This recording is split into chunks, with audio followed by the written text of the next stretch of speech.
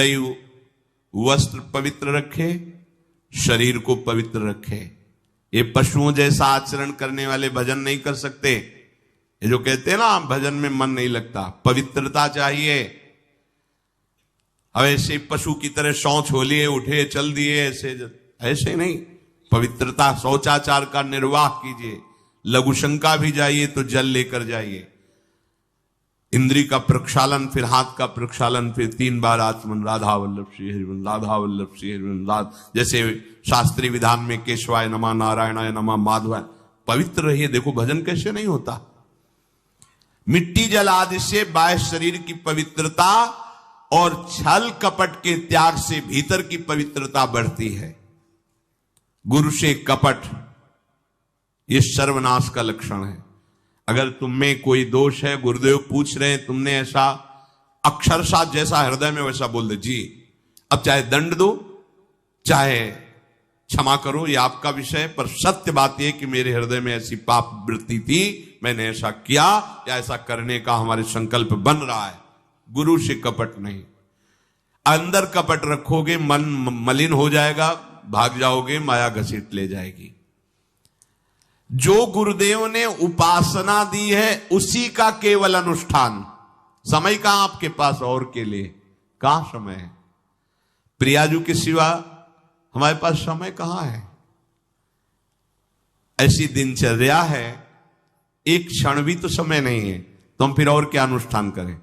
अपनी लाडली जू को हर समय देखते रहना है, दुलार करना है, नाम मंत्र वाणी जी का गायन, उन्हीं की सेवा में। गृहस्थी हैं तो जो व्यापार नौकरी उन्हीं के लिए समर्पित करें। इसके लिए बहुत सहन शक्ति चाहिए। ठंडी गर्मी, मान अपमान, निंदा स्तुति, परिवार वालों की अवहेलना, ये सब मिलेगा इनाम में। इसे सहो चुपचाप, इसके लिए रो मत। कैसे लोग हैं रो देते हैं, शरीर की प्रतिकूलता में रो देते हैं। अरे आंसू श्री जी के लिए, सिर्फ प्यार में रो श्री जी के, और सब दुख मुस्कुरा के सहना सीखो। मौनम, वाणी को बहुत संभालिए। नाम जप के लिए मौन बहुत आवश्यक है। अगर बार बार थोड़ी थोड़ी देर में बोलते रहेंगे तो एकाग्रता भंग होती रहेगी, नाम में मिठास नहीं अनुभव कर पाएंगे। कभी कभी ऐसा होता है ये जाम हो जाता है, बोलना भी चाहे तो नहीं बोल पाते, क्यों? क्रम टूट जाएगा। शाम के समय जैसे किसी से मिलना जुलना नहीं, तो तभी लोग पूछते मौन हो क्या? तो फिर नहीं, मौन नहीं, क्या बात, इशारे समझ लो जो काम, चलो। क्योंकि अगर निरंतर मंत्राकार वृत्ति तो बोलने की भी हिम्मत नहीं रह जाती। पर वहां तक पहुंचने के लिए वाणी का मौन आवश्यक है। मौन का मतलब ऊं करना नहीं है, आवश्यक हो तो शब्द बोल दो, नहीं अधिकतर मौन रहने की चेष्टा करो। जो आपको मार्ग मिला है, कई बार वर्णन किया है कि सत्संग में जो शब्द आपको लगते हैं तो डायरी में लिखना चाहिए, या याद कर लो, बाद में लिख लेना जाके। और अपने लिखे हुए सत्संग के वचनों को रोज स्वाध्याय करना चाहिए। अमुक तारीख के सत्संग में ये पॉइंट, और उनको बार बार, ऐसा नहीं कि आपको ही कह रहे हैं, जहां जहां संत मिले जो जो बोले उनके सामने तो लिखा पड़ी नहीं, पीछे हट के लिखना। 2 डायरी हैं, एक सन्यास की है, एक वैष्णव मार्ग। दोनों को, गुरुजनों की, महापुरुषों की वाणी को एकदम एकाग्रता से सुनाओ। जब अलग हटे तो सबसे पहला काम, इस तारीख को इस महापुरुष ने ये शब्द बोला, और उन्हीं का बार बार स्वाध्याय करना। क्योंकि सब शास्त्रों में कहां हम दौड़े घूमेंगे, महापुरुष जन सब शास्त्रों का सार बोलते, उसे लिख लिया। सरलता, आपका जीवन सरल होना चाहिए। छल कपट द्वंद, मुख में कुछ और, हृदय में कुछ और, आचरण में कुछ और, यह दुष्ट पुरुष का लक्षण है। उपासक का, शिष्य का लक्षण नहीं है। दुष्टता का त्याग करो। हृदय में कुछ और चल रहा है, वाणी से कुछ और बोल रहे हो, आचरण में कुछ और है, यह दुष्ट पुरुष का लक्षण है।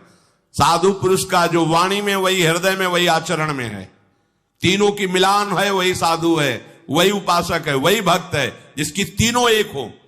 वाणी से जो बोला वही हृदय में है, जो हृदय में वही आचरण में है। यहां वाणी से कुछ बोल रहे, हृदय में कुछ चल रहा है, आचरण कुछ और बता रहे, ये ठीक नहीं। सरलता का तात्पर्य है मन, वचन और कर्म, ये तीनों एक होने चाहिए। अहिंसा वाणी से शरीर से किसी को भी कष्ट ना पहुंचे, ऐसी अंदर धारणा रखो। वो अपने संकल्प विकल्प करके कष्ट भोगे, उसकी बात, हमारे द्वारा किसी को कष्ट ना पहुंचे, ये हमारी धारणा हो। सर्दी गर्मी सुख दुख आदि द्वंद हर्ष विषाद आदि जो है, इनको सहना सीखो। भगवान भी आदेश करते हैं, मात्रा स्पर्शास्तु कौन्ते शीतोष्ण सुख दुखदा आगमा पायनो अनित्यास्तास्तितिक्षस्व भारत। जो इनको सह जाता है वही परम पदवी को प्राप्त होता है। थोड़ी सी गर्मी आहा, थोड़ी सी सर्दी आहा, पूरे जीवन गर्मी। पैर की त्वचा ऐसी हो गई थी कि बंबूल का कांटा टूट जाता था, घुसता नहीं था। जीवन में कभी पादुका ही नहीं, तो चमड़ी इतनी मोटी हो गई थी पैरों की। सर्दी गर्मी जैसा आप इसको, आप देखो यहां आप कौन सा स्वेटर पहनते हैं, जीवन में कभी नहीं। सर्दी में क्या होता है, यहां ये त्वचा नहीं क्या, हमें तो लगता है काफी सुकोमल अन्य अंगों से यहां की त्वचा है, कपोल नासिका नेत्र आदि। यहां क्या पहनते हो सर्दी में, क्या बिगड़ जाता है, क्योंकि अभ्यास है। गर्भ के बाद निकलने के बाद यहां कुछ ढका ही नहीं, यहां कुछ नहीं ढका, तो पूरे जीवन ढकने की जरूरत नहीं। और अगर पूरे अंगों में न ढका होता तो पूरे जीवन ढकने की जरूरत नहीं। जो जंगल में दिगंबर महापुरुष रहते थे गंगा के किनारे, कितने, तो उनको क्योंकि अभ्यास, और हमने अभ्यास किया कपड़े लत्ते का, तो अभ्यास, हमने अभ्यास किया एसी रूम का, अभ्यास किया गीजर से नहाने का, वो अभ्यास किया तीनों काल गंगा स्नान, वो अभ्यास, कुछ फर्क नहीं पड़ा इस जड़ शरीर में। इसको जैसे रखो।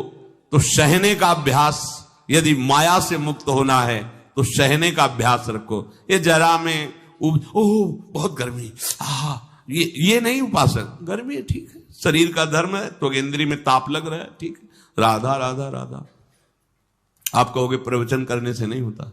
कभी बिजली नहीं रखी ईद दाम में, कटवा के रखे थे, बिल्कुल नहीं।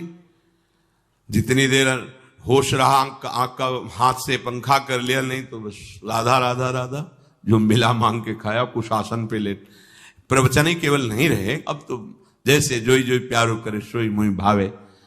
नहीं, जानबूझ करके अपने शरीर को अधीन नहीं करना चाहिए।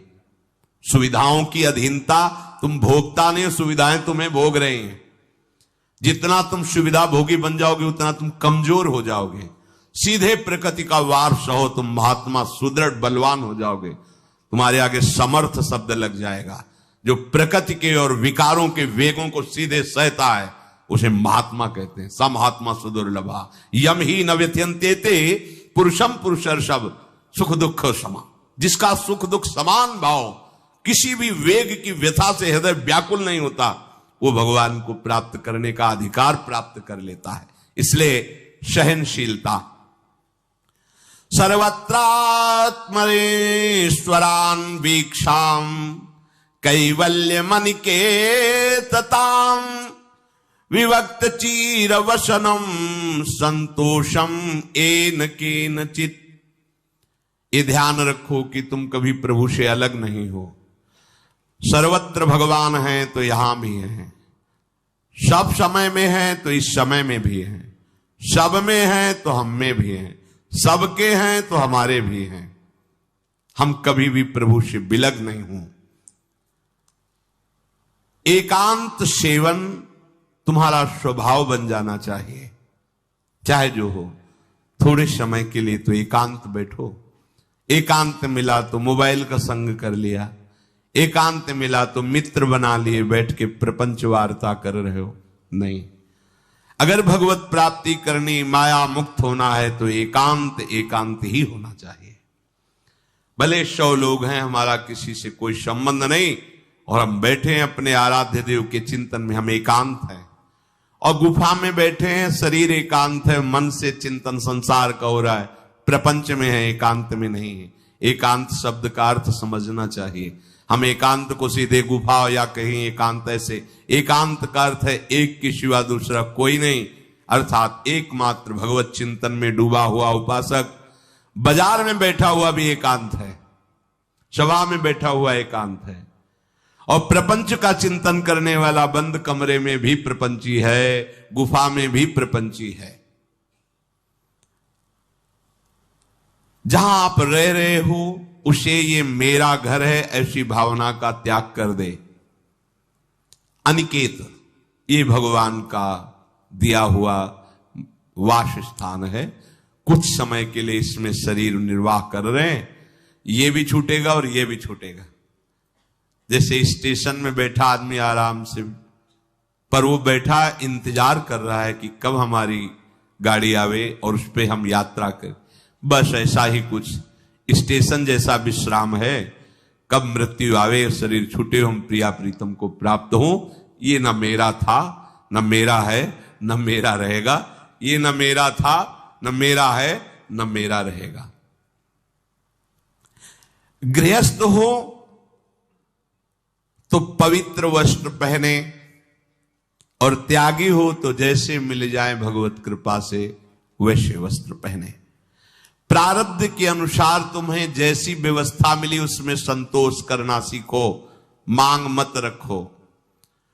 प्रभु की प्राप्ति के लिए खास बात ध्यान रखनी है, अपनी उपासना में दृढ़ श्रद्धा रखो और सर्वश्रेष्ठ भाव रखो, पर दूसरे किसी की भी निंदा न करो। अगर किसी की भी निंदा करोगे तो फिर माया तुम्हें मुक्त होने नहीं देगी। मन को, वाणी को, शरीर को संयम में रखो, अर्थात भगवत भजन, भगवत वार्ता और मौन। मन का संकल्प विकल्प रहित होना, विषयों का चिंतन न करना, प्रभु के रूप का, नाम का, धाम का, लीलाओं का चिंतन करना। शरीर का शास्त्र संयम से वर्ताव करना। अब माया मुक्त होते चले जाओगे। इनमें किसी में भी त्रुटि ना हो, सावधानी रखो। अपनी इंद्रियों को सावधान रखो, किसी के दोष न देखने पावे। कोई गलत चेष्टा देखेंगे तो ये भी गलत करने के लिए तैयार हो जाएंगी। हे राजन, श्रवणम कीर्तनम ध्यानम हरेरद्भुत कर्मणः जन्म कर्म गुणानां च तदर्थे अखिल चेष्टिता। श्री भगवान के बड़े अवतार हुए हैं, बड़ी अद्भुत अद्भुत लीलाएं हैं। प्रभु का प्रकट होना, लीला करना, दिव्य गुणों का वर्णन। यदि आप इनको गाएंगे लीलाओं को और श्रवण करेंगे तो मोह की बात क्या, महामोह का भंजन हो जाएगा। बड़ी सामर्थ्य भगवान के चरित्रों की महिमा बड़ी है। अगर इनको आप सुनेंगे, बार बार सुनेंगे, तो आपको और कोई साधन करने नहीं पड़ेंगे, अपने आप सब साधन प्रकाशित हो जाएंगे। जहां कहीं कभी भी किसी का उद्धार की बात आई है तो भगवत चरित्र सुनने से ही आई है। शरणागति श्रवण से ही प्रारंभ होती है, भक्ति भी श्रवण से ही प्रारंभ होती है, पूर्णता भी श्रवण से ही होती है। श्रवण सुजस सुनी आयऊ, और श्रवणम कीर्तनम स्मरणम। पहला श्रवण, खूब भगवत चर्चा सुनने का स्वभाव बना लेना चाहिए। पर देखा जाता है कि 20 वर्ष भगवत चर्चा सुनने पर रंग नहीं आता, क्योंकि ये तो बना लिया स्वभाव कि जहां भी कथा हो रही सुन रहे, और बाद में निकले तो बक्सते वो किसी को नहीं, सबकी निंदा करते। बस किसी एक की प्रशंसा, एक की निंदा, तुम्हारा सारा का सारा सत्संग बेकार हो गया। अगर सत्संग को सुरक्षित रखना है तो ना किसी की स्तुति, ना किसी की निंदा, जो सुना है उसको अपने जीवन में मनन करते हुए उतारे। प्रभु की लीलाओं का श्रवण और प्रभु के नाम का कीर्तन और प्रभु के रूप का ध्यान, ये तीन बातें बहुत जल्दी भगवत प्रेम प्रकट कर देती है। ये तीन बातें बहुत जल्दी भगवत प्रेम प्रकट कर देती हैं। प्रभु के अवतार लीला चरित्रों का खूब गायन करे, खूब श्रवण करे। भगवान की अवतार लीलाएं भी हैं और प्रभु की प्रेममय निकुंज लीलाएं भी हैं। तो अगर आपका निकुंज लीला में प्रवेश नहीं है तो प्रथम सुने भागवत, भक्त मुख भगवद वाणी। भगवान के अवतारों का, भगवान की अवतार लीलाओं का श्रीमद् भागवत में खूब बढ़िया वर्णन है। पढ़ो, सुनो, क्या होगा इससे? मोह का नाश हो जाएगा। दूसरी बात, नाम कीर्तन, ये तो महान अमृत है। बिल्कुल विश्वास कर लो, नाम कीर्तन अमृत है। ताली बजा के, मंजीरा बजा के, ढोल बजा करके, नाच करके, जैसे बने, अकेले 4 लोग जैसे बने, नाम संकीर्तनम यस्य सर्व पाप प्रणाशनम। देखो, भगवत चर्चा ने महामोह का नाश कर दिया और भगवान नाम कीर्तन ने सब पापों का नाश कर दिया। नाम संकीर्तनम यस्य सर्व पाप, सर्व पीछे बीच में जो भी जमा संचित कृप सबको भस्म करने की सामर्थ्य नाम कीर्तन। ये जो राधा राधा आप बोलते हैं, बहुत अमृत है, बहुत अमृत। और प्रभु के रूप का ध्यान, ये 3 बातें बहुत जल्दी माया मुक्त कर देंगे, आपको भगवत प्राप्ति करा देंगे।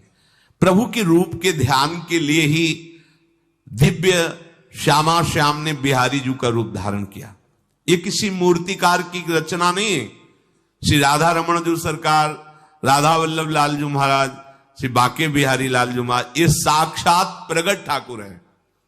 प्रिया प्रीतम हमारी दृष्टि में सामर्थ्य नहीं कि देख सके, वो तो हरिवंश नेत्रों से देखे जाते हैं।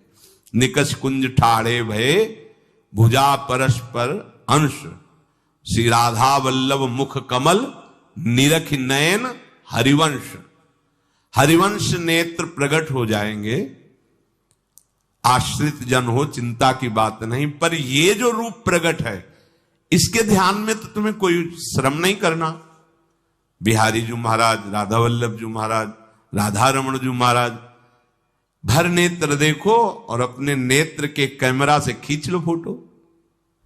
अब आप फिर इधर देखो, उधर वैसे ही खड़े नजर आ रहे, वैसे मुस्कुराते हुए दिखाई दे हर समय। और ये आदेश कर रहे हैं हरिवंश महाप्रभु, सब सोहित निष्काम मति, श्री वृंदावन विश्राम, श्री राधा वल्लभ लाल को हृदय ध्यान मुख नाम।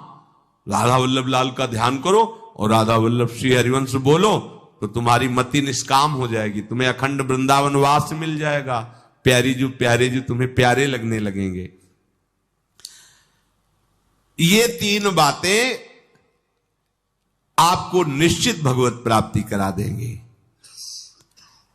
इष्टम दत्तम तपोजप्तम वृत्तम यच्चात्मनः प्रियम, दारान श्रुतान गृहान प्राणान यत् परस्मै निवेदनम। जो भी तुम्हारे द्वारा यज्ञ दान तप अथवा जप सदाचार, ये सब प्रभु को अर्पित कर दो, अविनाशी हो जाएगा। प्रभु को अर्पित कर दो जो भी तुम्हारे द्वारा होता है। हे प्रियालाल, आपकी प्रसन्नता के लिए। फिर दोबारा कह रहे हैं, स्त्री पुत्र घर जीवन और अपने प्राणों का मोह त्याग करके, प्राणों का मोह त्याग कर। यहां पूरा समाज वैसे ही सब बैठा है हृदय में। देखो, जिस मार्ग में चलना उसे समझो। अंदर से केवल प्रिया प्रीतम में ही हमारी अहमता ममता होनी चाहिए। प्रभु सच्चिदानंद श्री कृष्ण चंद्र जी को अपना प्राण प्रीतम मानने के लिए ये जितनी जगह आप अपनापन किए हैं समेटना पड़ेगा। सबकी ममता ताग बटोरी, मम पद मन बांध बर डोरी। लाडली लाल के लाडले तो कोई बिरले दिखाई देते हैं, प्रिया प्रीतम के जन तो कोई बिरले दिखाई देते हैं। नहीं धन बल, परिवार बल, बुद्धि बल, वही घसर करके चले जाते हैं। अरे यहां तप बल भी काम नहीं करता, और बल तो जाने दो। यहां हारे को हरे नाम, हार गए, गले पड़ गए। गले पड़ जाओ, बढ़िया, इसी जन्म में कल्याण हो जाएगा। गले पड़ जाने का मतलब, जैसे कोई गले पड़ रहा हो तो उसका मतलब समझते हो? मारो, पीटो, गाली दो, भगाओ। नहीं भागे, वो गले पड़ गए। बोले अब क्या करें, गले ही पड़ गए, आप क्या करें। ऐसे ही पूज्य श्री स्वामी राम सुखदास जी महाराज कहते, श्री कृष्ण के गले पड़ जाओ भैया, इसी जन्म में तुम्हारा कल्याण हो। भगवान के गले पड़ जाओ। गले आप तो जैसे भी अब आपके हैं, अब तो हम खूब अल्लाह मचा कहेंगे कि राधा वल्लभ लाल के हैं, तुम्हें अपनी इज्जत बचा लियो तो सुधार लो हमें, समझ गए। ये गले पड़ला, हाउ कहावत, लंबा तिलक लगाएंगे और जय राधा वल्लभ लाल की बोलेंगे। और आपके लायक तो हम हैं नहीं। अब आपको अपने लायक बनाना कि आपका दास कैसा होता है, तो आपको बनाने के लिए कोई मशीन की जरूरत नहीं, आप ऐसे बना दोगे, बना देना। अब आपके गले पड़ गए, आप ही हमारी इज्जत हो, आप ही हमारे जीवन हो, अपनी इज्जत संभालनी हो तो हमें संभाल लेना। वो संभाल लेते हैं, वो मच्छर को ब्रह्मा बना देते हैं, घोर पापी को ब्रह्म ऋषि बना देते हैं, उनके लिए कोई दुर्लभ बात नहीं। पर जब तक अहंकार है तब तक उनकी तरफ से ये प्रोसेस शुरू नहीं होता। जब हार गया और गले पड़ गए, फिर वो बड़े बड़े महात्माओं के द्वारा भी बंदनी हो जाते हैं। यदि इसी जन्म में भगवत प्राप्ति करनी है तो ये काम तो आपको बड़ी जल्दी कर लेना है। जहां जहां हमारी ममता है उसे प्रभु के चरणों में लगानी ही पड़े।